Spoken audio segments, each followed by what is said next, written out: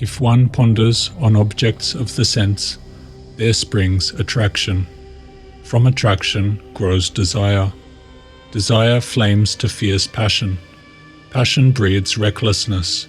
Then the memory, all betrayed, lets noble purpose go, and saps the mind, till purpose, mind, and man are all undone. Your passionate nature, when under control, serves as an immense source of energy, enabling you to move through this world with vitality and purpose, but allowing your passions to run wild without restraint will cause them to overtake your moral and reasoning faculties, making the pursuit of pleasure your sole focus, and turning you into a slave to your desires. Young men who previously showed considerable vivacity of mind and aptitude for study become, after being addicted to this habit, stupid and incapable of applying themselves. It is evident that this transitory state, which immediately succeeds the act of venery, becomes continued when this act is frequently repeated, because time is not allowed for the effects of it to pass off. This stability of the intellectual faculties must not always be considered as irremediable. In fact, these individuals sometimes regain their original acuteness when the habit that had enfeebled them is discontinued. Throughout history, the negative effects of lustful indulgence on the mind has been widely recognized. It is often understood, perhaps even subconsciously, that excessive sexual proclivity is at odds with the intellectual faculties. Consider the student who consistently achieves top marks, perhaps the dux of the school, highly focused on his studies with a high academic ability. Now contrast him with another student who is consumed by lust for women, constantly talking about them, chasing them, and seeking encounters. This latter student is rarely celebrated for his academic achievement. The student who excels academically is typically not the one engaged in the promiscuous pursuit of the opposite sex. While exceptions do exist, these stereotypes have long existed in the classrooms of schools and colleges. The word nerd and geek often signified a student who was socially awkward or unpopular with girls, but oftentimes very academic and advanced in his studies. Although these words are becoming somewhat positive in recent years, for a long time they were very much derogatory. We also have the common stereotype of one's mind going blank when their crush walks by them or talks to them. This type of situation has been illustrated in countless movies, and it's perhaps safe to say that this is a universal phenomenon. The man who is pumped full of sex hormones, particularly testosterone, is often considered the quintessential alpha, the manly man who is strong, ready to fight, and dominant. Often, these types are not as well known for their intellectual achievements. When a man is infatuated with a woman, he often begins to act in ways that are unlike him. As the saying goes, he might start thinking with the wrong head, meaning he's thinking with his balls.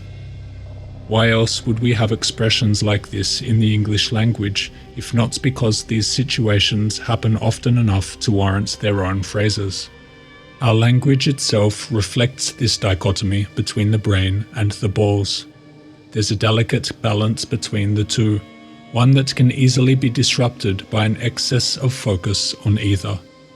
This is what semen retention may remedy. A man that gains control of his lust gains control of his mind. He is no longer, as they say, running on hormones. He can make his own decisions and rule over himself.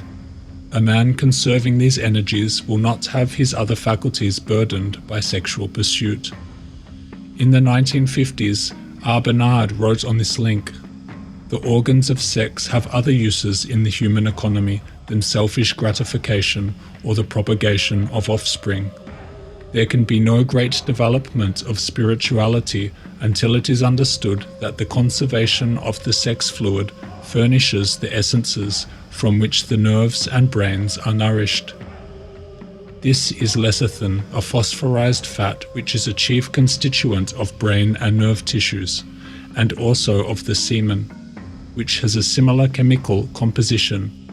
That is why loss of semen deprives the nerves and brain of their most essential constituent, lecithin, while conservation of semen increases the amount of lecithin in the blood available for nerve and brain nutrition. A lustful mind will make decisions based on their lustful feelings, rather than based on morals, intellect, and what is right.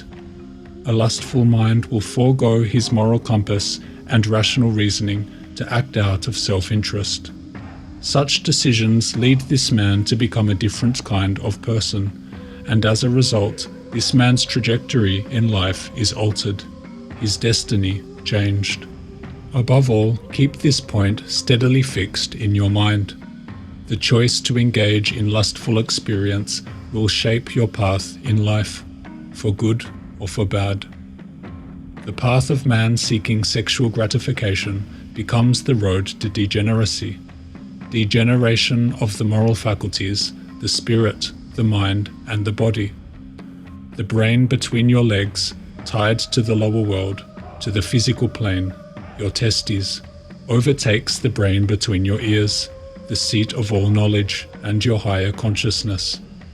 To avoid lust is to avoid ejaculation. That is, to keep the seed within you and not expel it out of the body. This is ancient knowledge. It was written in the scriptures. Whosoever is born of God doth not commit sin, for his seed remaineth in him, and he cannot sin, because he is born of God. We must keep this seed within us, as it exists in subtle form throughout the body and not in its gross state. In order to produce the seed, resources are drawn from the body. These resources exist as a vital fluid or vital energy permeating the organism. In scientific terms, the seed is thought to be drawn from various nutritive substances from the body, though in ancient doctrine it is often referred to as the vital energy, the vital fluid, or the vital force that is extracted to form the seed. Perhaps both perspectives are documenting the same process. The more money we draw from our bank account, the less fortune we will have. So too, the more resources we draw from our body, the less resources available for supporting our organism. Thus, the ideal state would be to eliminate this burden on the system and keep our seed for regenerative purposes, or for the generation of offspring only. That constant loss of the seed and activity of the gonads is detrimental is well documented in biology. Animals that reproduce generally live shorter lives than those that don't. Sex hormones and gonadal activity may have significant influence over longevity and the integrity of the organism. In order to preserve our organism and keep ourselves young, we must be very careful about needlessly expending our own substance. All men, and young men in particular, can experience the immediate benefit of chastity. The memory is quiet and tenacious, the brain lively and fertile, the will energetic. The whole character gains a strength of which libertines have no conception. No prism show us our surroundings under such heavenly colours as that of chastity, which lights up with its rays the least objects in the universe, and transports us into the purest joys of an abiding happiness that shows neither shadow, neither decline. A sexual retainer, or a man living a chaste life, avoids excessive, if not all use of his sexual function for self-pleasure. The rationale behind this practice is the belief that excessive use of the sexual apparatus has a deteriorative effect on the organism. While there is no direct evidence to conclusively prove this connection, there is substantial evidence supporting the idea. In biology, the study of various organisms, including humans, reveals a biological trade-off between reproduction and the longevity of the organism. This concept is explored in great detail in the disposable summer theory of aging. Take, for instance, the 1942 study that connected male sex hormones to balding. In the study, men who are unable to produce male sex hormones endogenously since puberty never went bald or developed dandruff or alopecia. Balding is often said to be a sign of deterioration of the organism, and the 1942 study establishes this connection between balding and male sex hormones. If complete halt of sex hormones can stop the onset of balding, then one must consider the consequences of excessive production of sex hormones. It is reasonable to assume that this overproduction could be a contributing factor to balding, and not only balding, but overall deterioration of the organism. In cases of mental degeneration, such as dementia praecox, a reduction in testicular size has been observed alongside the involution of the brain. Matsumoto and Mott suggested a connection between the state of the reproductive organs, particularly the testes, and mental health, proposing that hormonal influences could affect mental development, as outlined in their 1920 peer-reviewed study on dementia praecox. Conversely, R. Bernard explained that an increase in testicular development has been linked to mental precocity, as seen in a case where a male with 3 testicles exhibited advanced intelligence. However, after the extra testicle was removed, his intellectual abilities regressed to a more typical level. This highlights the significant role that the sex glands play in brain function. Bernard also points out that many of the greatest intellectuals, artists, and scientists, such as Pythagoras, Aristotle, Newton, and Beethoven, were known for their continent lifestyles, suggesting that abstinence from sexual excess may preserve brain nutrition and function. If we are to preserve our organism and keep its parts and functions in an optimal state, then the preservation of our sexual energies may be of great benefit. In my own experience, the benefits have been nothing short of life-changing. Try it for yourself.